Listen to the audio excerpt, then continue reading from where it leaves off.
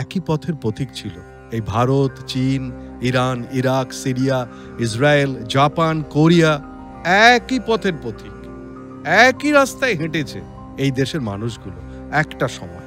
এই রাস্তা দিয়ে এসেছে তখনকার দিনে বহু অজানা অসুখ বিসুখ। সে অসুখ বিসুখ আমাদের দেশে তখন ছিল না। এই দক্ষিণা পথেই রামায়ণ হয়েছে এবং উত্তরা পথে মহাভারত সংগঠিত হয়েছে। সেই দেশগুলো থেকেই সৈন্য এসেছিল কৌরব এবং পাণ্ডব পক্ষে যোগ দেওয়ার জন্য। একসময় চীনের সৈনিকদের বেতন দেওয়া হতো সিল্ক দিয়ে। সেই সিল্কই তারা বদল করে দৈনন্দিন জিনিসপত্র কিনতো। ছাপাখানায় যে টাকা ছাপা হতো তার অর্ধেকের বেশি টাকা দিয়ে শুধু পোশাক আশাক কিনতে হতো, সাজগোজের জিনিস কিনতে হতো রোমানদের। রেশমের যে পোকা যা দিয়ে রেশমের গুটিটা তৈরি হয়, সেই পলু পোকা চুরি করে নিয়ে গেল। রামায়ণ মহাভারত থেকে বলছি, আপনাদের আবদারও রাখার চেষ্টা করছি, সব রকমই বলছি, কখনো কখনো ইতিহাস নিয়েও আমি বলবো। যাই হোক, নমস্কার।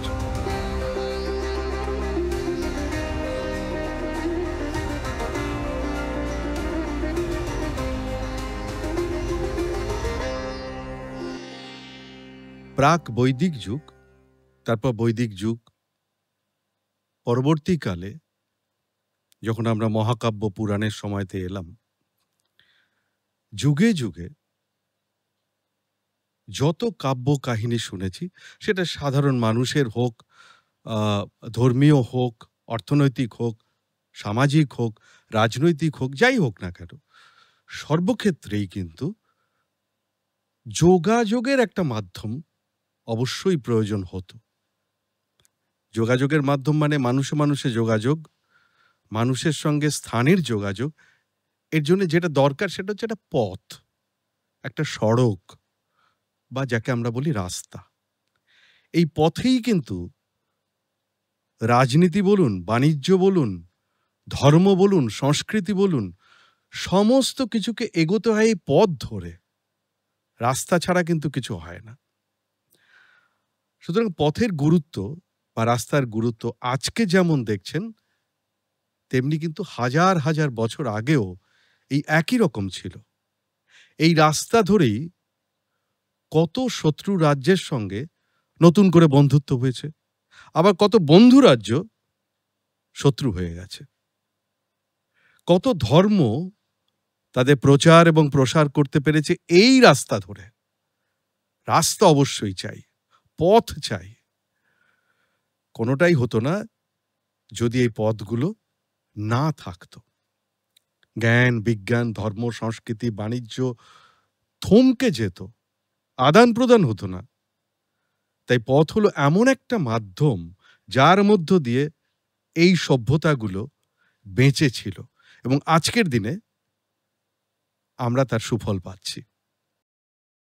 যোগাযোগের মাধ্যম না হলে সভ্যতা বাড়বাড়ন্ত হতো না, তাই না? সম্ভব হতো না। আজকের দিনে আমরা বুঝতে পারি রাস্তার গুরুত্ব কতটা। কোনো এক দেশের সঙ্গে আর এক দেশের যখন বিবাদ হয়, ঝামেলা হয়, তখন দেখবেন রাস্তা আটকে দেয়। রাস্তা আটকে দেওয়াটা একটা স্ট্র্যাটেজির মধ্যে পড়ে। সে আকাশপথ হোক, সড়ক পথ হোক, কিংবা জলপথ, রাস্তা আটকে দেয়। সেটা তখনও ছিল। আবার সম্পর্ক যখন ভালো হয়ে যায়, তখন দেখবেন দু দেশের মধ্যে সম্পর্ক ভালো, সমস্ত রাস্তা খোলা, আর আকাশপথ, সড়কপথ, জলপথ সমস্ত খুলে দেওয়া হয়। সেটা তখনও ছিল, এখনও আছে। হাজার হাজার বছর আগের কথা কিন্তু বলছি আমি, সঙ্গে আমি এখনকার তুলনা করছি।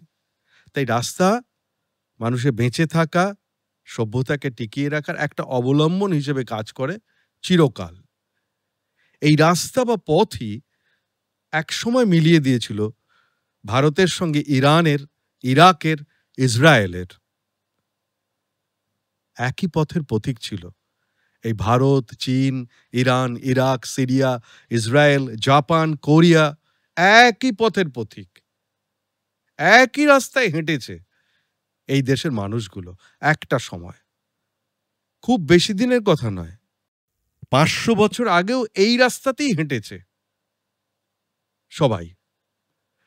মেগাস্থিনিস, আলবেরুনি, হিউয়েনসাং এই রাস্তা দিয়ে হেঁটে হেঁটে এসেছেন, মত বিনিময় করেছেন, বন্ধুত্ব করেছেন। এক দেশের মানুষ আর এক দেশে গেছেন, যে রাস্তাটি আজকে আর তেমন কোনো গুরুত্ব নেই, খোলাও নেই, কোথাও কোথাও একটু একটু আছে। কালের নিয়মে এই পথটি কিন্তু আস্তে আস্তে সরে গেছে। কারণ আধুনিক যুগে বিজ্ঞান এবং প্রযুক্তির আশীর্বাদে বহু দ্রুতগামী, নিরাপদ, আরামদায়ক রাস্তা আমাদের সামনে খুলে গেছে। তাই সেই হাজার হাজার বছরের পুরনো রাস্তাগুলো, পথগুলো, সেগুলোতে আমরা পা মারাই না। কিন্তু একটা সময় ছিল এই রাস্তা দিয়েই আমাদের অস্তিত্ব টিকে ছিল। আবার এই রাস্তাতেই আমাদের দেশকে লুটপাট করে, অত্যাচার করে ফিরে গেছে বহু লুটেরারা, বহু লুটেরা।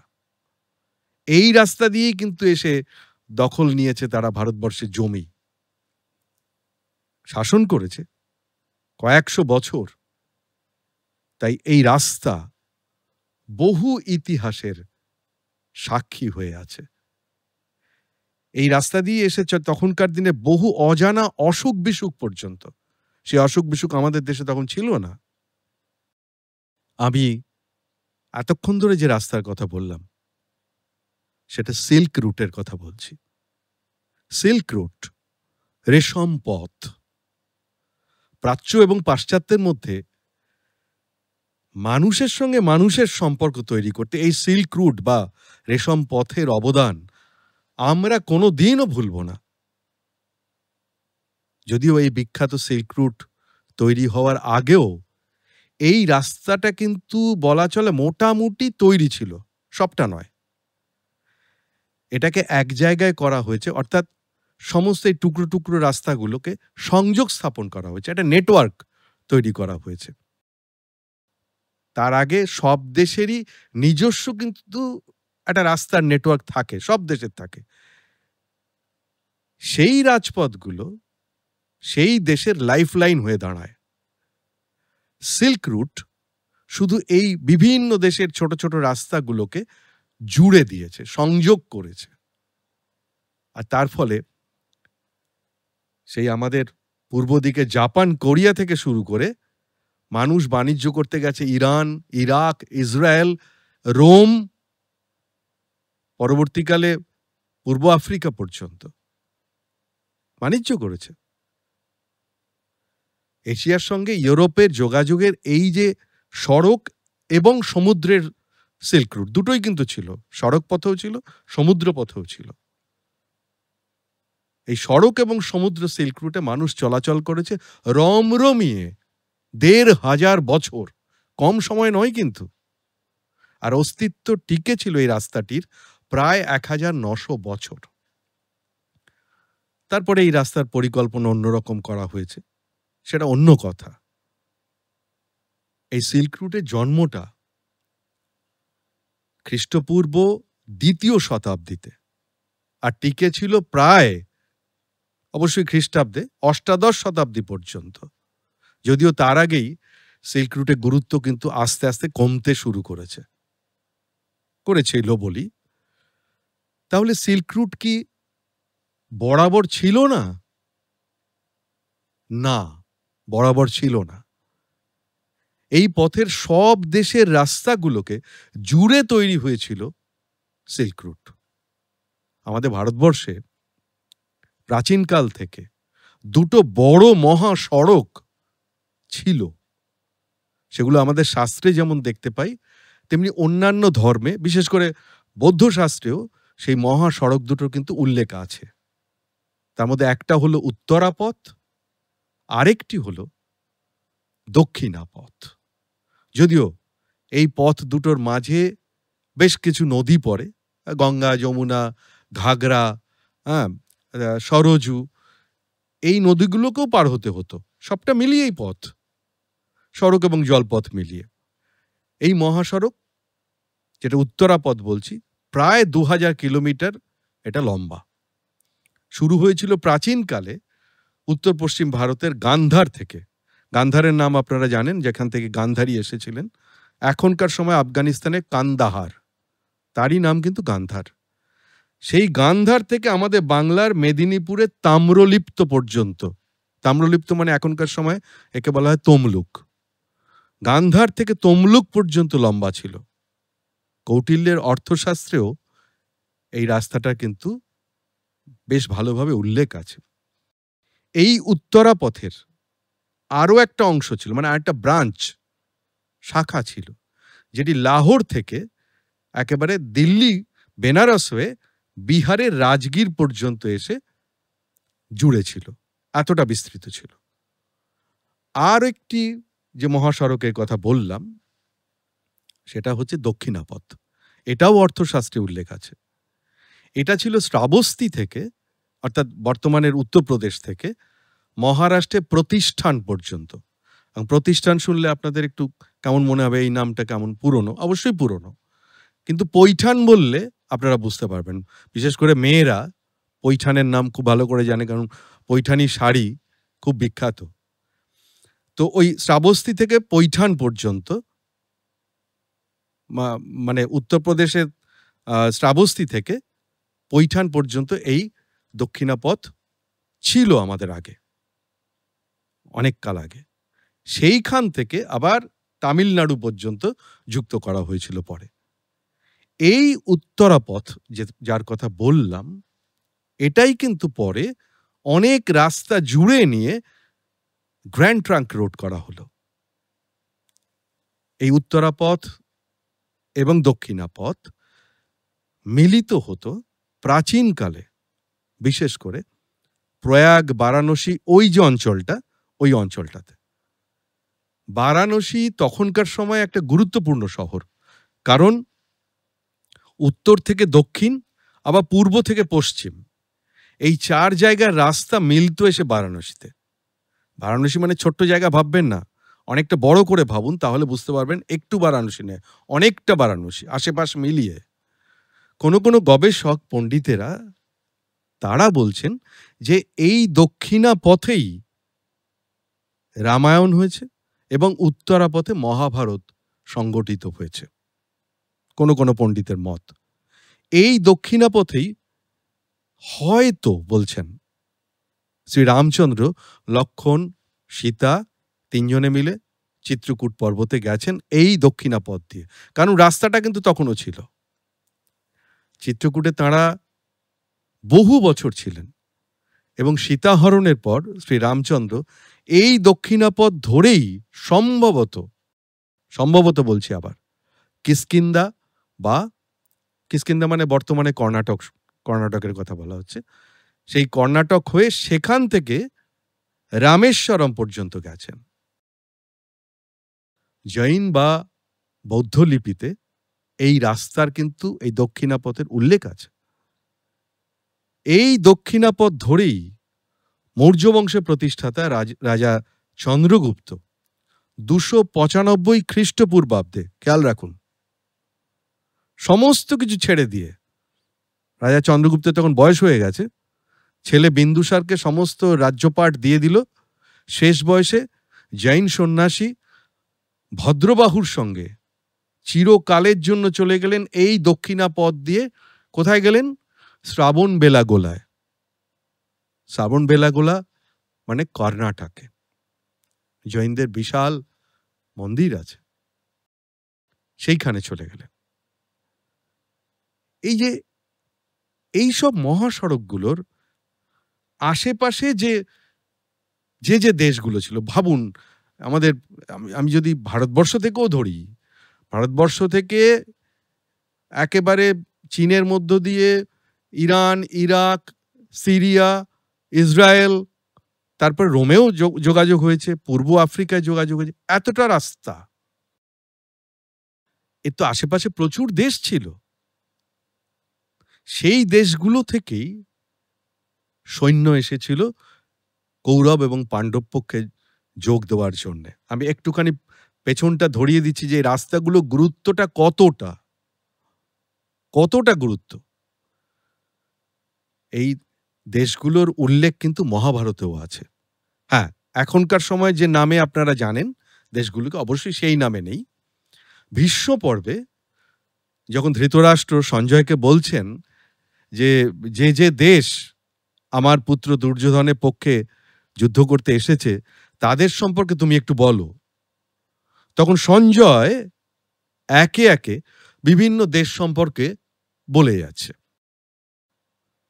তারা কিন্তু এসেছেও এই মহাসড়ক ধরে। হ্যাঁ, শেপটা এইরকম ছিল না, নিশ্চয়ই অন্যরকম শেপে ছিল।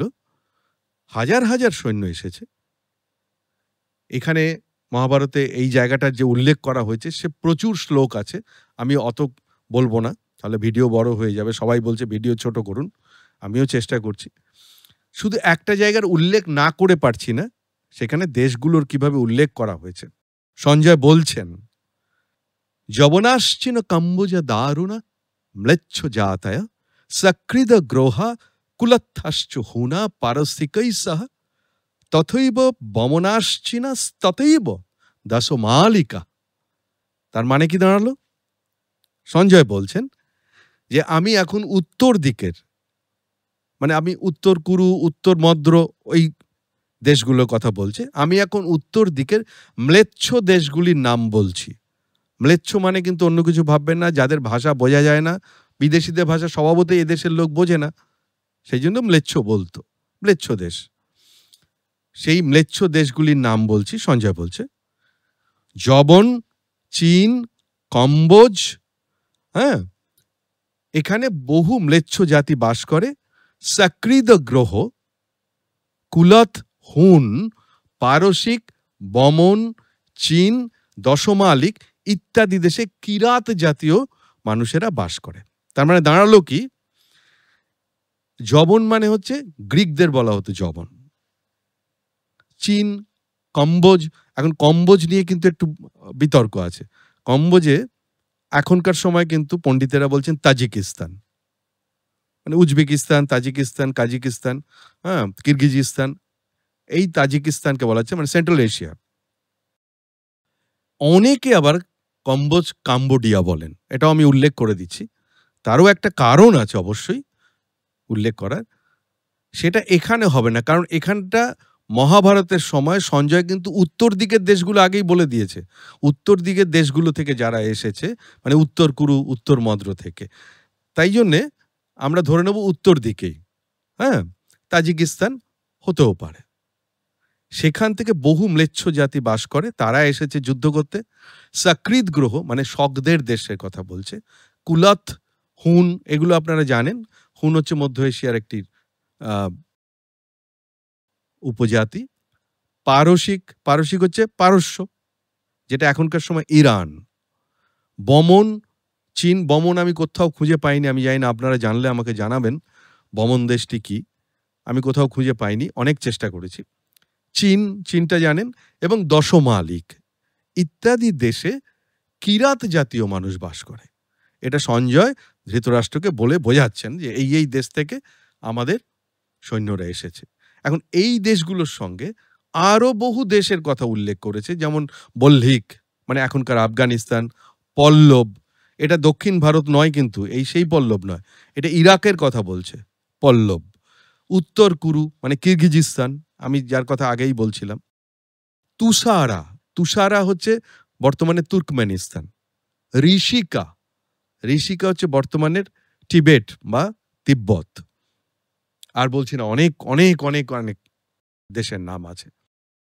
আমি এখনকার সময়ের দেশগুলোর নামও বলে দিলাম, যাতে করে আপনারা রিলেট করতে পারেন।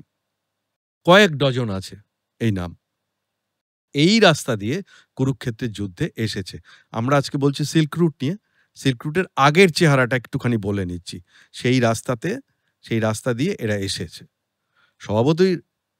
তাহলে রাস্তাগুলো আগে ছিল, সেগুলোকে জুড়েছে এই সিল্ক রুটের সঙ্গে 130 খ্রিস্টপূর্বাব্দে। এই জুড়ে নেওয়ার যে কাজটা, সেটা কিন্তু করেছে হান বংশের রাজা ইউ, ইউ উচ্চারণ করতে পারেন, উচ্চারণ করতে পারেন। এই রাজার নাম নিয়েও কিন্তু একটু মতভেদ আছে। অনেকে এই রাজাকে মানছেন না, তার সময় হয়নি বলছেন। যাই হোক, এর নামও বহু জায়গায় আছে বলে আমিও বলতে পারছি যে উয়ের সময় তার দূত, অ্যাম্বাসাডার ঝ্যাংশিয়ান, সে পরামর্শ দিয়েছিল যে এই রাস্তাগুলোকে জুড়ে দিন, তাতে আমাদের উদ্দেশ্য কি? ব্যবসা বাণিজ্য। আসল কিন্তু উদ্দেশ্য ব্যবসা বাণিজ্য। এই বাণিজ্য বাড়বে। আর সেটা করতে হলে কিন্তু যে কোনো দেশ এটা মেনে নেবে না, স্বভাবতই যুদ্ধ অনিবার্য। তাই ফারগানা উপত্যকায়, ফারগানার নাম আপনারা শুনবেন, বাবরের ইতিহাস পড়তে গেলেই আপনার ফারগানা নামটা এসে যায়। এই ফারগানা উপত্যকায় এই হান সৈন্যরা আক্রমণ করল এবং যুদ্ধও জিতে গেল। ফলে মধ্য এশিয়ার ঘোড়া, সেন্ট্রাল এশিয়ার ঘোড়া কিন্তু বিখ্যাত। তারা এত তেজি, এত বলবান, এই ঘোড়ার উপর কিন্তু সকলের দৃষ্টি ছিল, বিখ্যাত ছিল, পৃথিবী বিখ্যাত। সেইটাকেও অধিকার করলে, এটাও কিন্তু হানদের একটা উদ্দেশ্য ছিল যে ওই ঘোড়া নেবে, কারণ এই চীনের ঘোড়ারা ভীষণ দুর্বল হতো, অসম্ভব রোগাপটকা হতো, মানে যুদ্ধ করার জন্য উপযুক্ত ঘোড়া নয়। এই ঘোড়ার যুদ্ধটা এত বিখ্যাত হয়ে গেল, যুদ্ধটার নামই হয়ে গেল হেভেনলি হর্স ওয়ার, অর্থাৎ স্বর্গীয় ঘোড়ার যুদ্ধ। ওই আগেই বলেছি চীনেদের ঘোড়া একেবারে দুর্বল ছিল, সেই জন্য মধ্য এশিয়ার ঘোড়ার উপরে প্রচণ্ড নজর ছিল। এবার সেগুলো অধিকারে এসে গেল। আবার এরই মধ্যে প্রথম শতাব্দীতে, একেবারে প্রথম দিকে, সমুদ্র সিল্ক রুটটা কিন্তু চালু হয়ে গেল, যেটা ভিয়েতনাম থেকে শুরু করে ভারত, শ্রীলঙ্কা হয়ে, লোহিত সাগর হয়ে রোম পর্যন্ত চলে যেত এই সমুদ্র পথে। এটাও কিন্তু সিল্ক রুট। ফলে রোম পর্যন্ত এই পূর্ব দিকের মানুষরা, আমাদের জাপান, কোরিয়া থেকে, ভিয়েতনাম থেকে, তারা কিন্তু যেতে পারত। তখনকার সময় মনে রাখতে হবে যে এক দেশের টাকা পয়সা অন্য দেশে চলতো না। ফলে কেনা বেচার মাধ্যম হিসেবে অনেক সময় সিল্ক ব্যবহার করা হতো। হ্যাঁ, সিল্কটা এতটাই দামি ছিল। একসময় চীনের সৈনিকদের বেতন দেওয়া হতো সিল্ক দিয়ে। সেই সিল্কই তারা বদল করে প্রয়োজনীয় দৈনন্দিন জিনিসপত্র কিন্তু, মানে সিল্ক টাকার মতো ব্যবহার করা হতো। এই সিল্ক রুটে প্রচুর গল্প, প্রচুর কাহিনী। এই সিল্ক রুট যে নামটা, এই নামটা আমি এখন খুব সহজ করে বলছি, এই নামটা কিন্তু খুব বেশি পুরনো নয়, এটা একেবারে হাল আমলের। সেই অর্থে 1877 সালে জার্মান ভূপর্যটক এবং বিজ্ঞানী ফার্দিনান্দ ভন রিক্টোফেন জার্মান একটি শব্দ থেকে এই রাস্তাটির নামকরণ করলেন সিল্ক রুট বা সিল্ক রোড। খ্রিস্টপূর্ব 2য় শতাব্দী থেকে একেবারে অষ্টাদশ শতাব্দী পর্যন্ত শুধু ব্যবসা করেনি এই রাস্তা দিয়ে মানুষেরা, বিভিন্ন দেশের, বিভিন্ন ধর্ম, সংস্কৃতি, জ্ঞান, রাজনীতি, অর্থনীতি, ভাষা, বিজ্ঞান, রান্নার পদ্ধতি, মানে যাকে আমরা রেসিপি বলি, ভাষা, সমস্ত দেশের মধ্যে আদান প্রদানে কাজ করেছে এই সিল্ক রুট। এতটা গুরুত্ব, এতটা ঐতিহাসিক এই সিল্ক রুট। বৌদ্ধ দর্শনের যে প্রচার এবং প্রসার, বলতে পারেন বৌদ্ধ ধর্মটাই প্রচার হয়েছে এই সিল্ক রুটের মধ্য দিয়ে। সিল্ক রুটের আগেও কিন্তু ব্যবসা বাণিজ্য হতো নাকি? তার আগেও ব্যবসা বাণিজ্য হতো, বিশেষ করে ঘোড়া কেনা বেচা তো হতোই তখনকার সময় স্টেপ রুট দিয়ে। কারণ এখানে এই স্টেপ অঞ্চলে প্রচুর ঘাস জন্মাতো। আপনারা ভূগোলে পড়ে থাকবেন, ঘোড়া কেনা বেচাই একটা বিরাট রমরমা ব্যবসা ছিল তখনকার সময়। পূর্ব ইউরোপের দানিউব নদীর ধার থেকে একদম চীনের মধ্য দিয়ে সোজা প্রশান্ত সাগর পর্যন্ত, মহাসাগর পর্যন্ত এই রাস্তাটা, এই স্টেপ রুটটা ছিল। চীন এই সময় কিন্তু সোনাও আমদানি করতে এখান থেকে, মধ্য এশিয়া থেকে। এই সিল্ক রুট পূর্ব এশিয়ার দেশগুলো থেকে শুরু করে আমাদের সাউথ ইস্ট এশিয়া, মানে দক্ষিণ পূর্ব এশিয়ার দেশগুলো হয়ে তখনকার সময় পারস্য, মানে এখনকার সময় ইরান, আরব দেশগুলো, পূর্ব আফ্রিকা এবং দক্ষিণ ইউরোপকে একটা রাস্তায় জুড়ে দেওয়া হয়েছিল। এই দীর্ঘ পথের বেশ কিছু শহর তখন কিন্তু বেশ নাম করেছে। তার মধ্যে উজবেকিস্তানের সামারকান্দ, বুখারা এগুলো রয়েছে। সামারকান্দ তো তৈমুরলঙের রাজধানীই ছিল। এদিকে আমাদের উত্তরাপথ পরবর্তীকালে যেটি গ্র্যান্ড ট্রাঙ্ক রোড হয়েছে, যদিও গ্র্যান্ড ট্রাঙ্ক রোড তৈরির পেছনে কিন্তু অবদান অনেকের আছে, আমি এই সিল্ক রুটটি বলবো না। মৌর্য বংশের রাজা চন্দ্রগুপ্তের অবদান আছে, তার নাতি অশোকের অবদান আছে, এবং অনেক পরে যার অবদান সব থেকে বেশি, শেরশাহ সুরি। শেরশাহর নাম শুনেছেন আপনারা? এটাকে পুনর্নির্মাণ করেছিলেন, বড় করেছিলেন, এবং ব্রিটিশরাও বেশ কিছুটা বলা যায় এই গ্র্যান্ড ট্রাঙ্ক রোড পুনর্নির্মাণ করেছিলেন। এটি প্রায় কাবুল পর্যন্ত বিস্তৃত ছিল এবং পূর্ব দিকে চীনের বেইজিং, সাংহাই এই রাস্তার সঙ্গে যোগাযোগ ছিল, ডাইরেক্ট ছিল না কিন্তু যোগাযোগটা ছিল। তুরস্কের, বর্তমানে এই দেশটির নাম তো তুর্কিয়ে হয়ে গেছে, এই তুর্কিয়ের ইস্তাম্বুল পর্যন্ত গিয়ে এই রাস্তাগুলো মিলত। একটা বড় ঘাঁটি ছিল সেখানে, সেখানে সকলে বিশ্রাম নিত, সেখানেও কেনাবেচা হতো। 1453 সালে কনস্ট্যান্টিনোপল, যেটা বর্তমানে ইস্তাম্বুল, এই কনস্ট্যান্টিনোপলের পতনের পর যখন অটোমান সাম্রাজ্য এই সিল্ক রুটের অধিকার নিয়ে নিল, তারপরেই কিন্তু পশ্চিমী দেশগুলো আস্তে আস্তে নতুন রাস্তার সন্ধান শুরু করে দিল। মানে আর সিল্ক রুটে ব্যবসা করতে ইচ্ছে তাদের ছিল না অটোমান সাম্রাজ্য শুরু হয়ে যাওয়ার পর। পিটার ফ্রাঙ্কোপ্যান তার the silk roads a new history of the world এই বইটিতে, এই বইটি একটি অসাধারণ বই, এতে উল্লেখ করেছেন যে রোমে সিল্কের এত আমদানি হয়েছিল, এত আমদানি, কারণ প্রচুর সিল্ক কিন্তু রোম, সিল্কের জামা কাপড় পরা এটা যেমন একসময় রীতি ছিল রোমে, আবার একসময় এই সিল্কের জামা কাপড় পরা একেবারে নিষিদ্ধ ঘোষণা করেছিল এই রোমানরা। কারণ হচ্ছে প্রাচীনপন্থীরা, যারা একটু পুরনো দিনের মানুষ, বিশেষ করে ধর্মযাজকরা, তারা এই নিষিদ্ধ ঘোষণা করেছিল। কারণ সিল্ক মেয়েদের লজ্জা বা সম্ভ্রম এটা রাখতে পারত না। কারণ সিল্কের জামা কাপড় আপনারা জানেন যে বেশ পাতলা হয়, আর সেটা শরীরের সঙ্গে একটু আঁটো হয়ে থাকে, সেঁটে থাকে। সেই জন্য অনেক রোমানদের বৈবাহিক জীবনে অশান্তি লেগে গেল। ভাবুন, মানে সংসারে অশান্তি হতো, বিবাহ বিচ্ছেদ হয়ে যেত এই সিল্কের জামা কাপড় পরার জন্য মেয়েদের। এমনকি শুধু মেয়েদের নিষিদ্ধ হলো না, পুরুষদেরও এই সিল্কের জামা কাপড় পরা আইন করা হলো, নিষিদ্ধ করে দেওয়া হলো। ফ্রাঙ্কোপ্যান বলছেন রোমানরা সাজগোজ করতে খুবই ভালোবাসতো, এটা আপনারা জানেন। তাদের রাজপরিবারে মেয়েদের জন্য প্রচুর, তখনকার সময় কোটি কোটি টাকা খরচ করা হতো। মানে এমনও বলা হচ্ছে যে ছাপাখানায় যে টাকা ছাপা হতো তার অর্ধেকের বেশি টাকা দিয়ে শুধু পোশাক আশাক কিনতে হতো।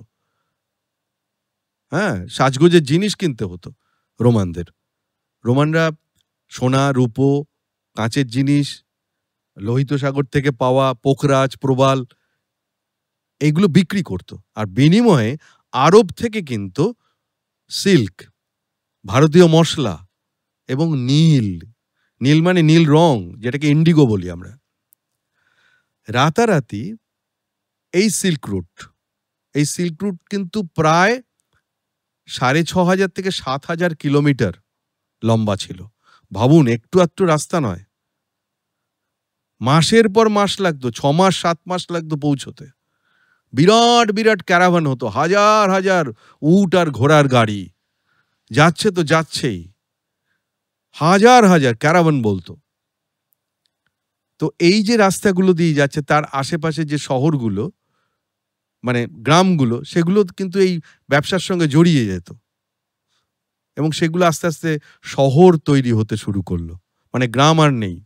স্বভাবতই অর্থনৈতিক উন্নতি হলে পরে শহর, গ্রাম থেকে শহর হচ্ছে, শহর থেকে মহানগর হচ্ছে।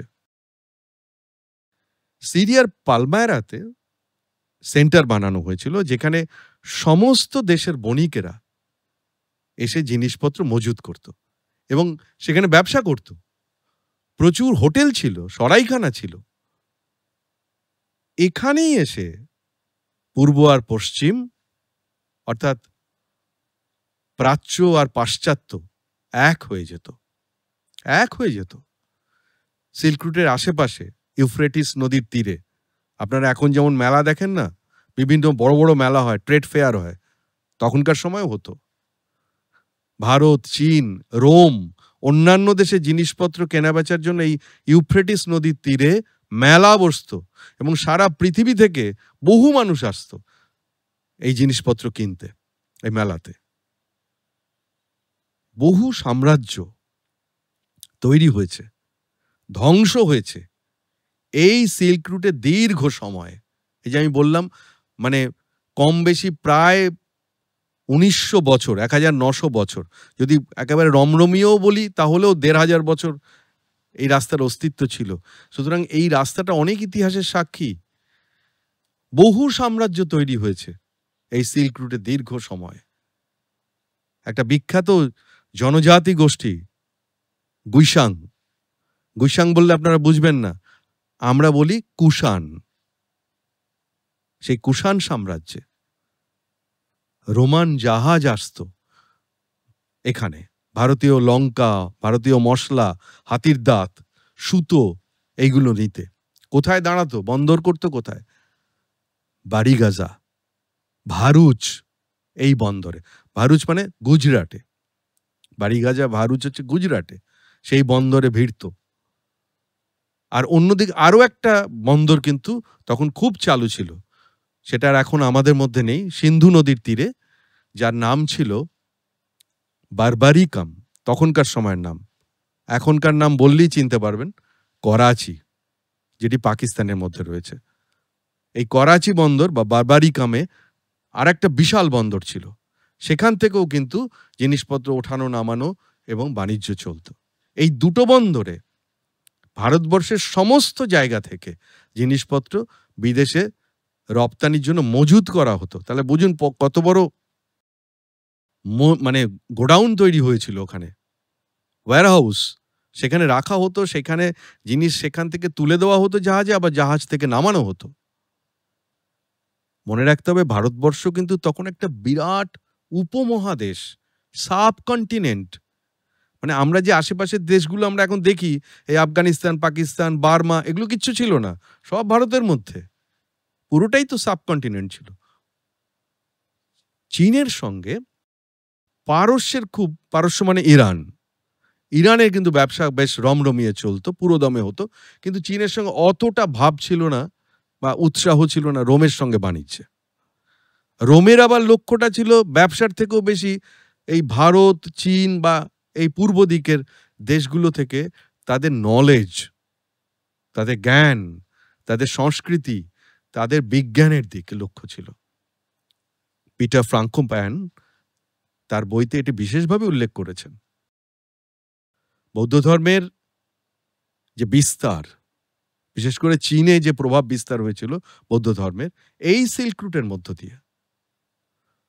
পণ্ডিত গবেষকরা বলছেন খ্রিস্ট ধর্ম এবং ইসলাম ধর্মেরও এই চীনে প্রবেশ ঘটেছে এই রাস্তা দিয়ে, এই সিল্ক রুট দিয়ে।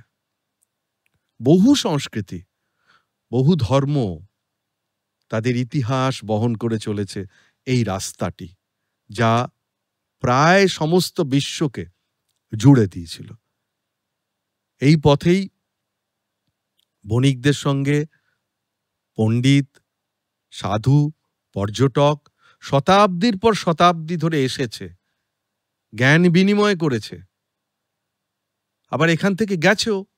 যেমন করে এসেছে ওই ক্যারাভ্যানে, ওই হাজার হাজার উট ঘোড়ার যে ক্যারাভ্যানে একসঙ্গে আসতো এবং যে দেশের উপর দিয়ে যেত সেই দেশের সৈন্যরা তাকে পাহারা দিত। সবারই তো স্বার্থ জড়িত আছে, তাই না? সেই এই বৌদ্ধ ধর্ম প্রাচীন ভারতের গান্ধার হয়ে, গান্ধার মানে কান্দাহার এখনকার আফগানিস্তানের, গান্ধার হয়ে চীন, জাপান পর্যন্ত প্রচার করতে সক্ষম হয়েছিল এই বৌদ্ধ ধর্ম এই সিল্ক রুটের মধ্য দিয়ে। যদিও শুধু সিল্কের জন্যই এই রাস্তাটার নাম হয়েছিল সিল্ক রুট। কিন্তু এর আগেও চীনের সিল্ক রুট তৈরি হওয়ার আগেও চীনের একটা অংশের রাস্তা কিন্তু ছিলই, বিশেষ করে মধ্য এশিয়ার সঙ্গে বাণিজ্য করার জন্য আফগানিস্তানের সঙ্গে যোগাযোগটা বেশি ছিল। কারণ হচ্ছে লাপিস লাজুলি, এই নামটি আপনারা হয়তো এই নামে জানেন না। লাপিস লাজুলি বাংলায় যাকে বলে রাজপট্ট, দেখবেন একটা নীল রঙের পাথর হয় যেগুলো রাজাদের মুকুটে বসতো, হাতে পড়তো, অনেক অলংকার তৈরি হতো, এই হাতের মধ্যে যে বাজু বলা হয় সেখানে ব্যবহার করা হতো, বহু অলংকার তৈরি হতো এবং এই লাপিস লাজুলির বিরাট চাহিদা ছিল। চীন থেকে এই পাথর আনতে যাওয়া হতো মধ্য এশিয়াতে, আফগানিস্তানের খনিতে। ফলে তাদের একটা পুরনো রাস্তা ছিলই আগে। পরবর্তীকালে শুধু আর এইখানে ব্যবসা তো থেমে নেই, আরও অনেক পণ্য এর সঙ্গে জুড়ে গেছে, যার ফলে ব্যবসায় গতি এসেছে। বিশেষ করে চীন থেকে কাগজ, চীনে বারুদ, এগুলো তো সব ওরা করেছে। রেকাব, রেকাব মানে হচ্ছে দেখবেন ঘোড়ায় ওঠার সময় একটা স্ট্যান্ডের মধ্যে পা দিতে হয়, ঘোড়ার পিঠের থেকে ঝোলে, ঘোড়ার পাদানি বলা হয়। এই রেকাব ওখানে পাওয়া যেত। লাঙলের ফলা, মশলা, ফল, সবজি, পশুর চামড়া, পশুর চামড়া একটা বিরাট ব্যবসায় মানে বাণিজ্য করার জিনিস, কাঠ, ধাতব জিনিস, ধাতব কাজ, দামি রত্নপাথর, আর হচ্ছে সবচেয়ে বড় জিনিস হচ্ছে ঘোড়া। এত জিনিসপত্র এসে গেল। শুরুটা করেছিল কিন্তু চীন লাপিস লাজুলি দিয়ে। ভেনিসের বিখ্যাত বণিক, পর্যটক এবং লেখক মার্কো পোলো 1271 থেকে 1295 খ্রিস্টাব্দ পর্যন্ত এই সিল্ক রুট দিয়ে তিনি এশিয়া ভ্রমণ করেছেন। একবার না, অনেকবার। তিনি ভারতেও এসেছিলেন। তিনি লিখেছেন, মার্কো পোলো, যে ভারতে তিনি যা যা দেখে এসেছেন সেটা পশ্চিম দুনিয়ায় গিয়ে বললে তারা বিশ্বাস করবে না, বিশ্বাস করবে না।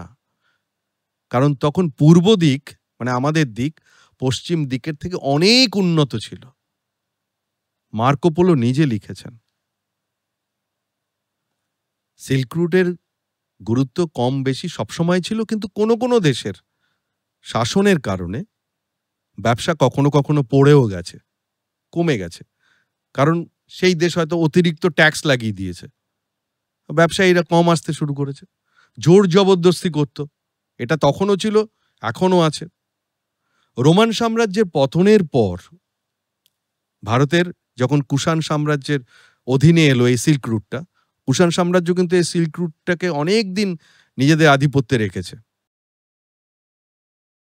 তখন কিন্তু ভারতের সঙ্গে এই সেন্ট্রাল এশিয়া মানে মধ্য এশিয়ার দেশগুলোর যে সম্পর্ক সেটা খুব ভালো হয়েছিল।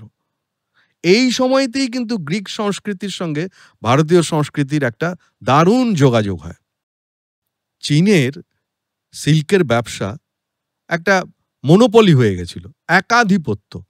এইটা দেখে রোমান শাসকরা ভাবলো এ তো একাই ব্যবসা করে সব লাভ মুনাফা নিয়ে চলে যাচ্ছে।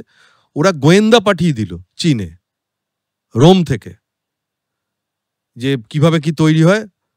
আর রেশমের যে পোকা, যেটা পলু পোকা বলি আমরা, যা দিয়ে রেশমের গুটিটা তৈরি হয়, সেই পলু পোকা চুরি করে নিয়ে গেল এই গোয়েন্দারা রোমে, চীন থেকে। তারা ওখানে মানে ওই চাষ শুরু করলো, পলু পোকা দিয়ে গুটির ব্যবসা মানে গুটি চাষ শুরু হলো। তাতেও কিন্তু চীনের ব্যবসা একটুও পড়ে যায়নি। কারণ হচ্ছে রোমানরা যে সিল্ক তৈরি করত, রেশম তৈরি করত, সেটা চীনেদের মতো অত মসৃণ, অত ভালো জাতের রেশম সুতো তৈরিই করতে পারত না। এরও কয়েকশো বছর পরে সিল্ক রুটের ব্যবসা অনেকটা পড়ে যাওয়াতে চীনের টাং সাম্রাজ্যের টাং রাজারা সপ্তম শতাব্দীতে আবার সিল্ক রুটটাকে জাগিয়ে তোলার চেষ্টা করলো। কারণ এটা তো একটা লাইফ লাইন, মানে এখান থেকে ব্যবসা না করলে দেশ চলবে না। এই টাং রাজ্যের সাম্রাজ্যের যে রাজারা তারা অনেকটা চেষ্টা করলো। 1203 থেকে 1360 পর্যন্ত মঙ্গলদের শাসন ছিল এই সিল্ক রুটে। মঙ্গলদের নিশ্চয়ই মনে আছে, চেঙ্গিস খান নাম আপনারা নিশ্চয়ই ভুলে যাননি, বিখ্যাত শাসক ছিল। এই মঙ্গলদের অধীনে ছিল এই সিল্ক রুট। তারা কিন্তু যথেষ্ট আধিপত্য বিস্তার করেছিল এবং বণিকদের কিন্তু প্রচুর নিরাপত্তা দিত এই চেঙ্গিস খায়েরা, মঙ্গল সৈনিকেরা। মঙ্গলদের পরে এই সিল্ক রুটের গুরুত্ব কিন্তু একেবারেই কমতে শুরু করলো, মানে পড়তির দিকে যাকে আমরা বলি। এই সিল্ক রুট প্রায় 1800 থেকে 1900 বছর, মানে কম নয় সময়টা। আগেই বলেছি প্রচুর সাম্রাজ্যের সাক্ষী থেকেছে। হান সাম্রাজ্যের সম্রাট ইউ যে সিল্ক রুটের সূচনা করেছিল, আমি শুরুতে বলেছি, মধ্য এশিয়ার মধ্য দিয়ে, মানে সেন্ট্রাল এশিয়ার মধ্য দিয়ে কুষাণ সাম্রাজ্যের সময়, যেটা আফগানিস্তান, উত্তর ভারত এবং মধ্য এশিয়া, এই পুরোটা কুষাণ সাম্রাজ্যের দখলে এলো। এই রেশম রাস্তা দিয়ে কিন্তু কুষাণ বংশের রাজা কনিষ্ক তার বাণিজ্য, বৌদ্ধ ধর্ম এবং শিল্পকে তিনি প্রসারিত করেছিলেন। রোমান সাম্রাজ্য খ্রিস্টপূর্বাব্দ 27 থেকে 476 খ্রিস্টাব্দ পর্যন্ত ভারত আর চীনের থেকে দামি পণ্য বাণিজ্য করত, দামি দামি জিনিস। তাদের আধিপত্য ছিল এই রাস্তার উপরে, আধিপত্য ছিল। এরপরে যখন গুপ্ত সাম্রাজ্য এলো 320 থেকে 550 খ্রিস্টাব্দ পর্যন্ত, যেটাকে ভারতের স্বর্ণযুগ বলা হয়, সেই সময় কিন্তু এই সিল্ক রুটের সম্পূর্ণ অধিকার ছিল গুপ্ত সাম্রাজ্যের। তারাই এটাকে দেখাশোনা করতে, মানে পুরো দখলটাই ছিল গুপ্ত সাম্রাজ্যের উপর, কারণ তার সাম্রাজ্যও ছিল এ পর্যন্ত। এরপরে চীনের টাং সাম্রাজ্য 618 থেকে 907 খ্রিস্টাব্দ পর্যন্ত তাদের অধিকারে রেখেছিল এই সিল্ক রুট। দেখুন কিভাবে একটা সাম্রাজ্য থেকে আরেকটা সাম্রাজ্য অধিকার সরে সরে যাচ্ছে। এই সময়ই কিন্তু বৌদ্ধ সংস্কৃতির জ্ঞান, সেটা নালন্দা বিশ্ববিদ্যালয় বলুন বা আরও যে বিভিন্ন বৌদ্ধ বিহার আছে, সেখান থেকে বিভিন্ন দেশের পণ্ডিতেরা, তাদের সঙ্গে এই জ্ঞানের বিনিময় হয়েছে এই সময়টাতে। হর্ষবর্ধনের সাম্রাজ্যের অধীনেও কিন্তু এই সিল্ক রুট বেশ কিছুটা সময় ছিল এবং এই সময়তেই আপনাদের নিশ্চয়ই মনে থাকবে হিউয়েনসাং এই সিল্ক রুট দিয়ে এই সময় এসেছিলেন। চতুর্দশ শতাব্দীতে মঙ্গল শাসক চেঙ্গিস খাঁর কথা বললাম, সেই চেঙ্গিস খাঁ এবং পরে কুবলাই খাঁ দুজনেই কিন্তু তাদের নেতৃত্বে আরও একবার চেষ্টা করেছিল এই সিল্ক রুটটাকে ভালো করার। হ্যাঁ, দুর্দশা থেকে যদি বাঁচানো যায় চেষ্টা করেছিল, এমনকি চোর ডাকাতদের হাত থেকে বাঁচানো সর্বরকম প্রতিশ্রুতি দিয়েছিল যে আমরা দেখব। তাও কিন্তু সিল্ক রুটটা আস্তে আস্তে আস্তে আস্তে নীরব হয়ে গেল। সেই হাজার হাজার ঘোড়া, হাজার হাজার উটের সেই ক্যারাভান, সেটা কিন্তু আওয়াজ আস্তে আস্তে থেমে গেল।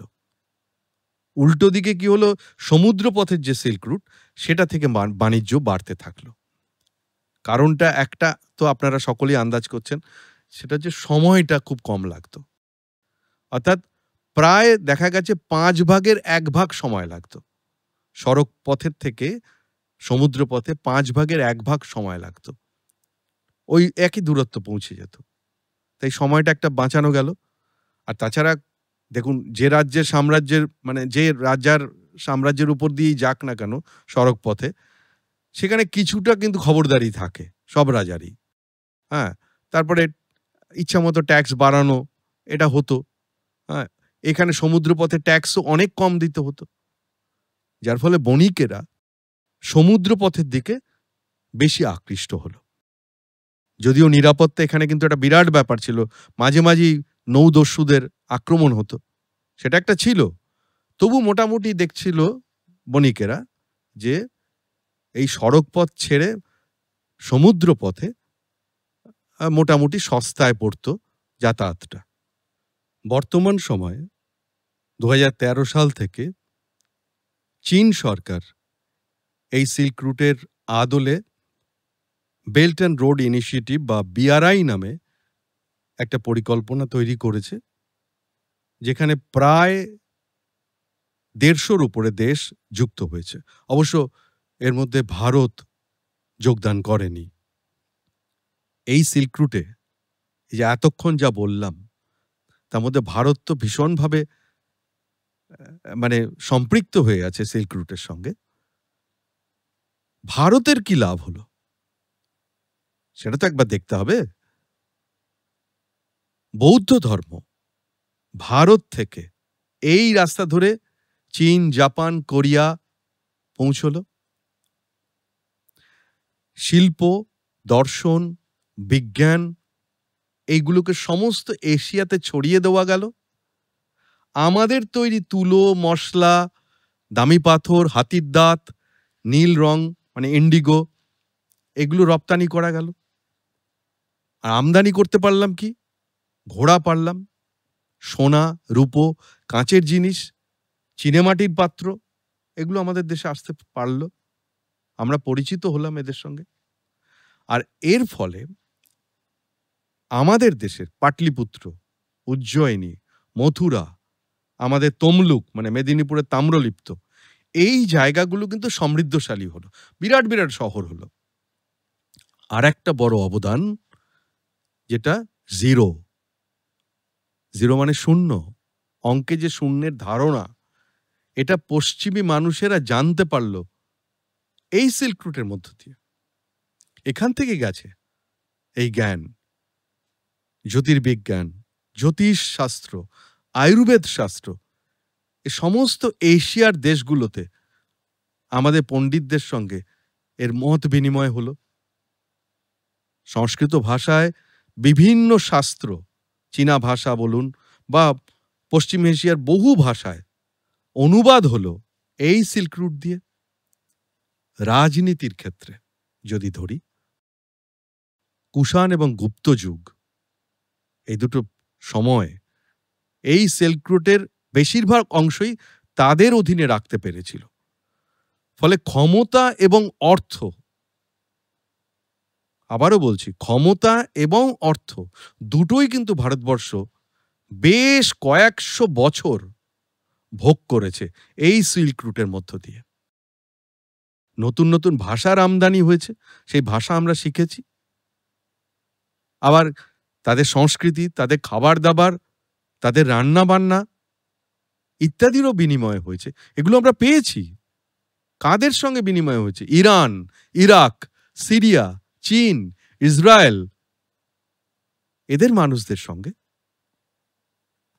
সুতরাং বলা যায় একটা সময়ে ভারত, ইরান, ইসরায়েল একই রাস্তায় হেঁটেছিল, একই পথের পথিক ছিল। আর কালের হিসেবে সেটা খুব বেশি পুরনো নয়। আমরা দেখছি এরকম 1500-1600 বছর। কালের হিসেবে সেটা খুব একটা পুরনো নয়। আজ তাহলে এই পর্যন্তই। সকলে ভালো থাকুন, সুস্থ থাকুন। নমস্কার।